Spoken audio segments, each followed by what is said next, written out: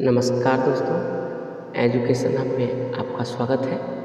पिछले वीडियो में हमने श्वसन चैप्टर पढ़ा। इसमें यह पढ़ा कि श्वसन क्या होती है, उसकी बेसिक जानकारियाँ ली। अब हम लोग पढ़ेंगे पौधों में श्वसन किस प्रकार से होता है। तो पौधों में श्वसन किस तरीके से होता है इसको जानेंगे। पौधों में जो श्वसन है सभी संपूर्ण भागों से होता है।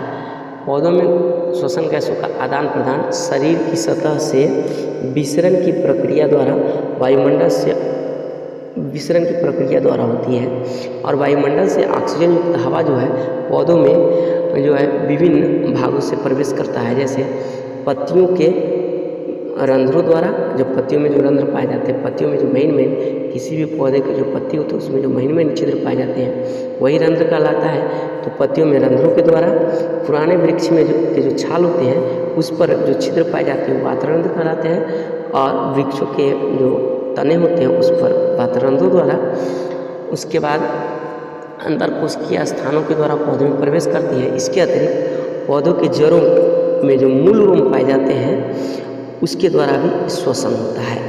यही कारण है कि छोटे पौधे जो होते हैं इसमें जब अत्यधिक दिनों तक पानी जमा हो जाती है तो वह श्वसन की प्रक्रिया नहीं कर पाता है और वह अधिक दिनों तक पानी जमा होने से पौधे सूख जाते हैं, जबकि पुराने वृक्ष जल्दी नहीं सूखते हैं। अब देखेंगे कि पौधों में प्रत्येक भाग में जैसे जड़ है, तना है और पत्तियों में अलग अलग श्वसन होता है। जंतुओं की तरह श्वसन पौधों का जंतुओं की तरह पौधों में गैसों का परिवहन नहीं होता है और इसमें श्वसन की गति जो होती है धीमी होती है। कार्बन डाइऑक्साइड जो होते हैं पौधे दिन को कार्बन डाइऑक्साइड ग्रहण करते हैं और जबकि रात को या ऑक्सीजन ग्रहण करते हैं। इन्हीं पौधों के आदान प्रदान की दिशा इनके आवश्यकताओं तथा पर्यावरणीय अवस्थाओं पर निर्भर करती है। जैसे कि मैंने पहले ही बता दिया कि दिन में श्वसन से निकली CO2 गैस का उपयोग पौधे प्रकाश संश्लेषण में करते हैं और CO2 गैस की जगह ऑक्सीजन रंध्रों से निकलती है।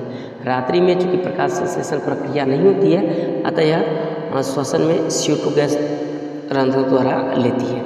तो इस तरीके से हम कह सकते हैं कि पौधों में प्रत्येक भाग जड़, तना, पत्तियों में श्वसन अलग अलग होता है और श्वसन जंतुओं की तरह इसमें श्वसन गैसों का परिवहन नहीं होता है और इसमें श्वसन गति जो होती है पौधों में धीमी होती है।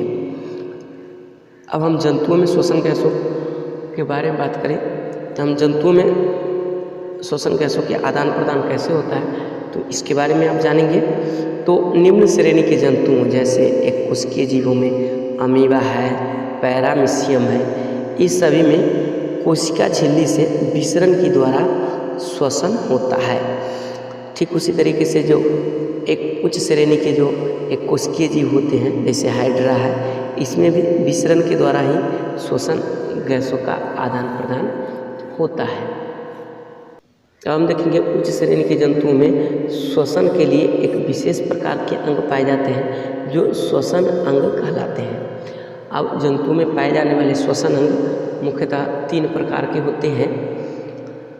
प्रथम होता है श्वासनली या ट्रैकिया, दूसरा होता है गिल्स और तीसरा होता है फेफड़े।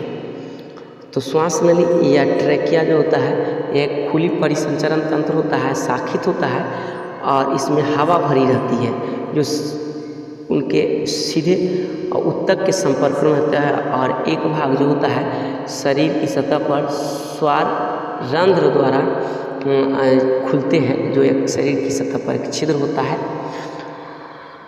श्वासनली या ट्रैकिया द्वारा जो श्वसन होता है कीटों जैसे तिलचट्टा है, टिड्डा है, इसमें होता है श्वसन होता है। ध्यान देने योग्य बात यह है कि कीटों में ट्रैकिया के द्वारा श्वसन में गैसों का आदान प्रदान रक्त या रुधिर के माध्यम से नहीं होता है, क्योंकि इस सभी में कीटों में जो है हीमोग्लोबिन नहीं पाए जाते हैं। कीटों के रक्त में हीमोग्लोबिन जैसे रंजक नहीं पाए जाते हैं जिसमें ऑक्सीजन के बांधने की क्षमता पाई जाती है। इसलिए इसमें जो होता है गैसों का आदान प्रदान ट्रैकिया के द्वारा ही होता है। अब हम लोग पढ़ेंगे गिल्स। तो गिल्स द्वारा श्वसन जो है मछली में, झींगा में, सीप में होता है।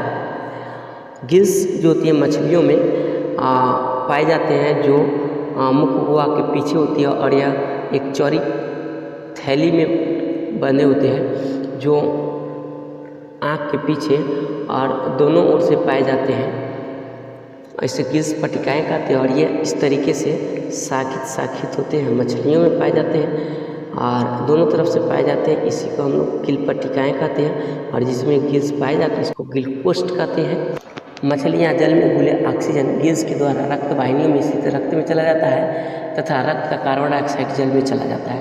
इस प्रकार श्वसन गैसों का आदान प्रदान जल और रक्त के बीच विसरण के द्वारा होता है। कुछ कोशिकीय जीव है, जैसे हम पहले ही बता चुके हैं कि झींगा है, मछली है, सीप है, इसके द्वारा जो होता है यह गिल्स के द्वारा ही श्वसन करते हैं। अब हम पढ़ेंगे फेफड़े के द्वारा श्वसन किन गैस जीवों में होता है। तो फेफड़े द्वारा उच्च वर्गीय जंतुओं में श्वसन होता है, जैसे कि मनुष्य होते हैं। उसके बाद एम्फीबिया वर्ग में आने वाले मेढक, चूँकि मेढक जो होते हैं एम्फीबिया वर्ग में पाए जाते हैं। रेप्टिलिया वर्ग के जंतुओं जैसे सर्प है, लिजर्ड है, कछुआ है तथा मगरमच्छ, ये सब सर्प, लिजर्ड, कछुआ तथा मगरमच्छ ये सब रेप्टिलिया, इनमें श्वसन फेफड़े द्वारा होता है। ठीक उसी तरीके से जो पक्षी एवीज वर्ग में आते हैं और पक्षियों में भी श्वसन फेफड़े द्वारा ही होता है।